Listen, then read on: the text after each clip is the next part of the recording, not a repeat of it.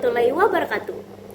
Baik, sebelumnya perkenalkan saya Ade Juwita Maharani Ainun Ningrat dengan NPM 022722111200. Saya dari kelas D semester 6 akuntansi.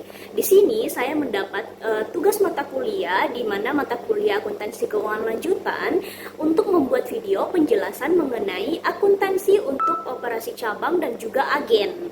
Nah, sebelumnya saya berterima kasih kepada Ibu Sartika karena telah memberikan saya kesempatan untuk membuat video ini. Jadi langsung saja kita ke videonya. Yang pertama, agen penjualan. Nah, agen penjualan adalah suatu perwakilan yang bekerja sebagai suatu unit organisasi penjualan lokal pada suatu daerah tertentu di bawah pengawasan kantor pusat. Nah, di mana dalam hal organisasi dan pengelolaannya, agen ini hanyalah tempat untuk menjual produk milik pusat dan tidak perlu dipisahkan pengelolaan manajemen dan akuntansinya. Nah, jadi semua kebijakan dan pencatatan akuntansi itu dikelola langsung oleh pusat dan tugas agen hanyalah mencari pembeli, kemudian selanjutnya si agen akan menghubungi pusat. Nah, jadi hal berikutnya itu dilakukan oleh pusat, bukan agen. Jadi bisa dibilang si agen ini hanya mencari calon pembeli. Nah, setelah itu si agen akan memberitahu kepada pusat untuk mengirimkan sejumlah produk yang telah dijual oleh agen atau yang telah dibeli oleh pembeli gitu. Nah, berikutnya ada sistem akuntansi dan entitas akuntansi nih.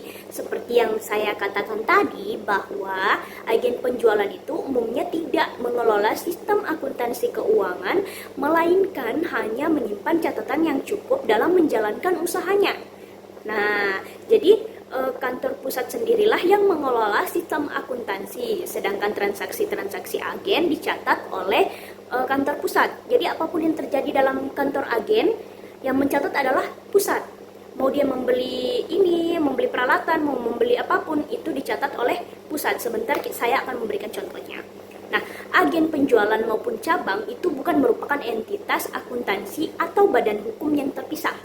Jadi mereka tidak menyiapkan laporan akuntansi eksternal secara terpisah. Seperti yang tadi saya katakan bahwa si pusat akan mencatat semua kegiatan dari si agen maupun cabang. Nah, makanya mereka tidak perlu menyiapkan laporan eksternal akuntansi secara terpisah. Jadi mereka tuh cuma menyiapkan mungkin kayak faktur-faktur pembelian dari si pembeli gitu-gitu. Terus dan lain sebagainya lah.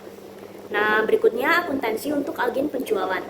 Nah, kantor pusat umumnya mencatat aset, pendapatan, dan beban tiap-tiap agen secara terpisah. Kayak tadi kan yang saya bilang. Nah, hal ini memungkinkan kantor pusat untuk mengontrol aset dan menyediakan informasi untuk menilai kinerja tiap-tiap agen di tiap-tiap daerah atau tiap-tiap tempat.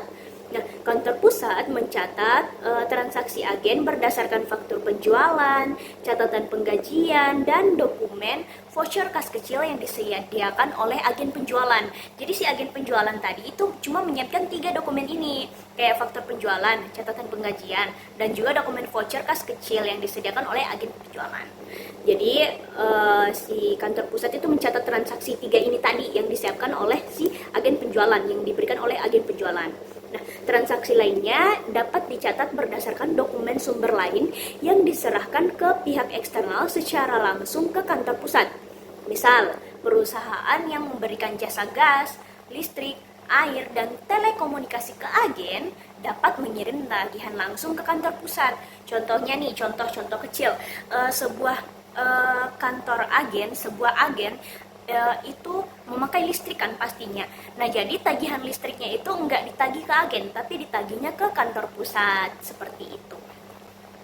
Nah, di sini saya akan memberikan contoh akuntansi pusat untuk agen penjualan. Kita asumsikan bahwa PT Cemara itu sebuah produsen struktur modular dan partisi yang berbasis di Jakarta. Nah, dan membangun sebuah agen penjualan di Surabaya.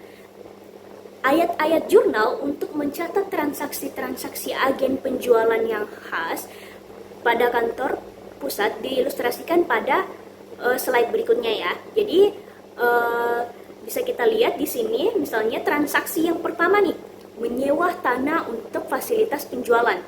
Pasti dong agen itu menyewa tanah untuk fasilitas penjualan. Maka ayat jurnalnya dicatat oleh kantor pusatnya. Misal, sewa dibayar di muka, agen Surabaya sebesar 50 juta pada debit. Lalu yang kedua, kas sebesar 50 juta pada kredit. Nah, yang kedua, contoh yang kedua yakni membangun dan merapikan gedung untuk fasilitas penjualan. Seperti yang saya katakan tadi, apapun yang terjadi di agen harus semua pengeluarannya itu ditanggung oleh si pusat. Nah, yang kedua, di mana leasehold improvement agen Surabaya sebesar 80 juta, perabot agen Surabaya 21 juta, peralatan agen Surabaya 16 juta. Maka pada kas 117 juta di kredit. Tadi di debit, ini sekarang di kredit. Nah, terus yang ketiga, transfer kas ke agen sebagai dana kas kecil. Jadi sebelumnya kita ketahui bahwa si kantor pusat akan memberikan sejumlah kas kecil untuk agen. Jadi untuk jaga-jaga, di mana kas kecil agen Surabaya sebesar 2.500.000 dan pada debit, dan kas 2.500.000 pada kredit. Berikutnya, transfer persediaan yang akan digunakan untuk menjadi contoh di agen nih. Untuk menjadi contoh penjualan supaya dia bisa menarik pembeli, di mana persediaan contoh agen Surabaya sebesar 135 juta pada debit dan kas 135 juta pada kredit. Jadi contoh ini tuh bukan untuk dijual, cuma sebagai contoh pada agen gitu loh. Terus yang berikutnya, membayar tagihan yang diterima di kantor pusat atas beban-beban agen penjualan. Seperti yang saya katakan tadi, ada 3 dokumen itu.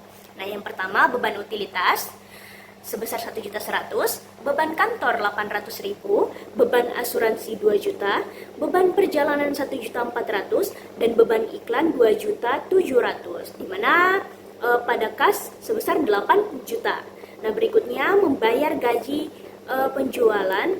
membayar gaji karyawan agen penjualan. Jadi di agen penjualan ini juga terdapat karyawan seperti sales ya. Nah, di mana ayat jurnalnya itu beban gaji agen Surabaya sebesar 31 juta dan pada kas 31 juta di kredit. Nah, berikutnya memenuhi pesanan dari agen penjualan. Seperti yang saya katakan tadi, ada pembeli, terus si agen akan menyampaikan ke pusat. Nah, di mana piutang dagang sebesar 88 juta di debit, penjualan agen Surabaya 88 juta di kredit.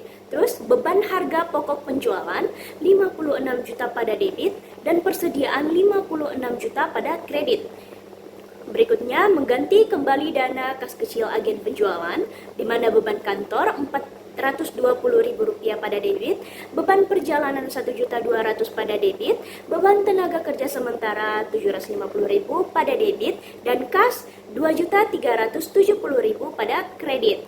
Nah, yang terakhir yakni mencatat ayat jurnal penyesuaian akhir periode, di mana beban sewa agen Surabaya 25 juta pada debit, beban penyusutan agen Surabaya 14.500 pada debit, beban gaji agen Surabaya 1.900 pada debit, dan sewa dibayar di muka agen Surabaya 25 juta pada kredit, akumulasi penyusutan 14.500 pada kredit, dan juga utang gaji 1.900 pada kredit. Nah, di mana ayat jurnal ini dicatat oleh kantor pusat sebagai pengeluaran-pengeluaran yang dikeluarkan oleh agen penjualan.